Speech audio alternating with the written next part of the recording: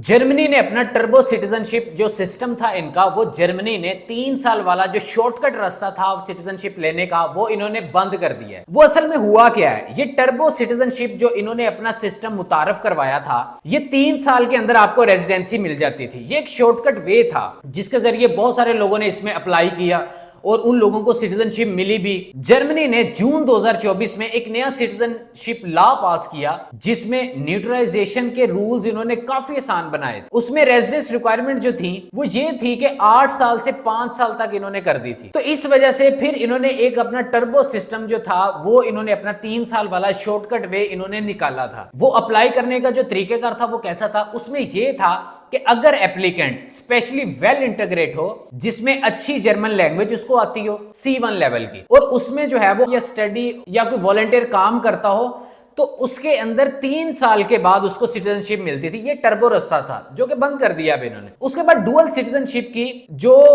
इजाजत कह लें, यानी कि अगर तुम्हारा पहला पासपोर्ट हो उसे छोड़ना जरूरी नहीं था कुछ कंडीशन के बाद, लेकिन अब पाकिस्तानी जो पासपोर्ट है ये अब हमें अलाउ करते हैं कि कुछ कंट्रीज के साथ अलाउ करते हैं आप 2 पासपोर्ट रख सकते हैं।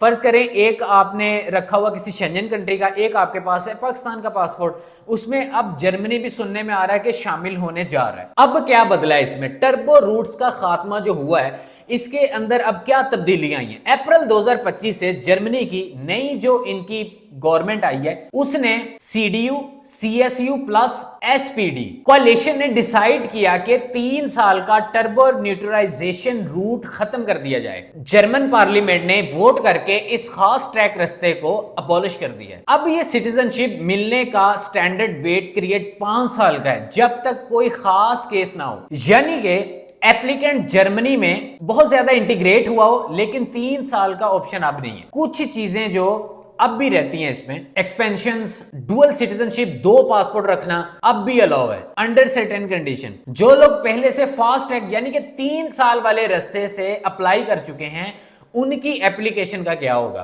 जिन्होंने टर्बो सिटीजनशिप के लिए ऑलरेडी अप्लाई कर चुके हैं वो थोड़ा क्लियर नहीं है अभी। जो कुछ जगह रिपोर्ट्स ऐसी हैं कि उनका रुकना या उनके केस पर अलग रूल लगना हो सकता है, इसके ऊपर कोई कंफर्म नहीं है। तो इसके अंदर ये मामला हुए हैं, तो इसके अंदर अभी इनकी जितनी भी अपडेट्स हैं ये सारी निकल के आएंगी मजीद, तो उसके अबाउट मजीद पता चलेगा क्या इसका बना है क्या इसका नहीं बना। अब बात करते हैं जी German citizenship rule for Pakistani October 2025 वालों के लिए। पहली चीज है कि ड्यूरेशन, आपको 5 साल जर्मनी में लीगल रेजिडेंस परमिट के ऊपर रहना जरूरी है। उसके बाद पहले टर्बो रूट से 3 साल में मिलती थी, ठीक है, अब वो खत्म हो चुकी है। अगर कोई स्पेशल इंटीग्रेशन हो, अच्छी German language, no criminal record, tax pay slips आपके पास होनी चाहिए, तो कभी कभी 4 साल में भी मिल सकती है आपको ये, लेकिन ऑफिशियली 5 साल जो है वो इसके ऊपर रूल अप्लाई होता है और लग जाता है इतना टाइम। अच्छा, दूसरा यह है कि रेजिडेंस परमिट, सिटीजनशिप सिर्फ उन लोगों को मिल सकती है जो जर्मनी में परमानेंट रेजिडेंस यानी कि ब्लू कार्ड उनके पास है, जो ब्लू कार्ड होल्डर्स हैं, जैसे कि स्किल्ड वर्क वीजा फ्रैंकफर्ट के अंदर, उसके बाद जी स्टूडेंट वीजा, वर्क वीजा, उसके बाद जी फैमिली रियूनियन वीजा, उसके बाद EU ब्लू कार्ड होल्डर्स, उसके बाद जी लैंग्वेज रिक्वायरमेंट्स हैं इसकी, उसके बाद B1 जर्मन लैंग्वेज आपके पास होनी चाहिए, ठीक है, उसके बाद OSD सर्टिफिकेशन आपके पास होनी चाहिए। उसके बाद अगर किसी ने पहले फास्ट ट्रैक अप्लाई किया यानी कि C1 लेवल वालों के लिए अब वो रूट्स बंद हो गए। उसके बाद जनाबे वाली job, income and tax, applicant का स्टेबल जॉब, रेगुलर इनकम और नो वेलफेयर डिपेंडेंसी होना चाहिए। टैक्स और इंश्योरेंस जो है वो उसका जो रिकॉर्ड है वो आपको 3 से 5 साल का चाहिए होगा, वो ये मांगते हैं, लाजमी है ये, ठीक है। ये एक सिटीजन, उसके बाद इंटीग्रेशन कोर्स होता है, ये एक सिटीजनशिप टेस्ट होता है जिसमें जर्मन के कल्चर्स, उसके रूल्स, उसकी कॉन्स्टिट्यूशन से रिलेटेड क्वेश्चंस होते हैं। 33 क्वेश्चन होते हैं इसके, 17 जिसके सही हैं वो उसको पास कर देते हैं। उसके बाद डुअल सिटीजनशिप, डबल पासपोर्ट, पहले पाकिस्तानियों को अपनी पाकिस्तानी नेशनलिटी छोड़नी पड़ती थी, अब डुअल सिटीजनशिप जो है वो अलाउ हो चुकी है, यानी कि जर्मन और पाकिस्तान दोनों का आप पासपोर्ट रख सकते हो। पाकिस्तानी गवर्नमेंट के रूल के मुताबिक डुअल नेशनलिटी सिर्फ कुछ कंट्री के साथ अलाउ होती है, जर्मनी उनमें अब शामिल होने जा रहा है, सुनने में आ रहा है, जराए हैं। ऑफिशियल लिस्ट जो है उसकी अपडेट का इंतजार रहेगा हमें। उसके बाद फीस एंड प्रोसेसिंग टाइम जो है, फीस होती है जी 255 पर एडल्ट और उसके बाद जी 51 पर चाइल्ड। प्रोसेसिंग टाइम 6 से 12 महीने सिटी के हिसाब से होगा। अच्छा जी, अप्लाई आपने कहाँ करना है, अप्लाई आपने जनाबे वाली करना है अपने सिटी के अकॉर्डिंग। आप अपने सिटी के अकॉर्डिंग फॉरेनर्स के ऑफिस में जाएं, वहां पर जाकर उसमें अपनी एप्लीकेशन के साथ जो है वो कुछ डॉक्यूमेंट चाहिए होंगे, जिसमें पासपोर्ट है, रेजिडेंस परमिट है, बर्थ सर्टिफिकेट है, जर्मन लैंग्वेज सर्टिफिकेट है, B1 प्लस है, और उसके बाद जनाबे वाली आपको work contract and salary slip चाहिए होगी, उसके बाद रेंट कॉन्ट्रैक्ट चाहिए होगा, उसके बाद टैक्स एंड इंश्योरेंस प्रूफ चाहिए होगा, इंटीग्रेशन टेस्ट सर्टिफिकेट चाहिए होगा। अच्छा, एक चीज मैं आपको बता दूं, अगर कोई पाकिस्तानी 2020 में जर्मनी गया था और अब तक कॉन्टिन्यूस वो 5 साल लीगल वीजा पर वहां पर टैक्स पे कर रहा है, B1 लैंग्वेज पास है, तो 2025 के एंड तक वो सिटीजनशिप अप्लाई कर सकता है। ठीक हो गया, तो ये इसका सारा तरीकेकार है, ये इसकी चीजें हैं, ये सारी इसकी अपडेट है। इस वीडियो को अब ज्यादा से ज्यादा अपने फ्रेंड्स एंड फैमिली के साथ शेयर करें। डिस्क्रिप्शन के अंदर मेरे व्हाट्सएप चैनल का लिंक मौजूद है, उसको जाके लाजमी ज्वाइन कर लीजिएगा, क्योंकि उसमें वक्तन फवक्तन नई से नई अपडेट आती रहती है, ताकि उसमें आपके लिए वो आसानी हो सके।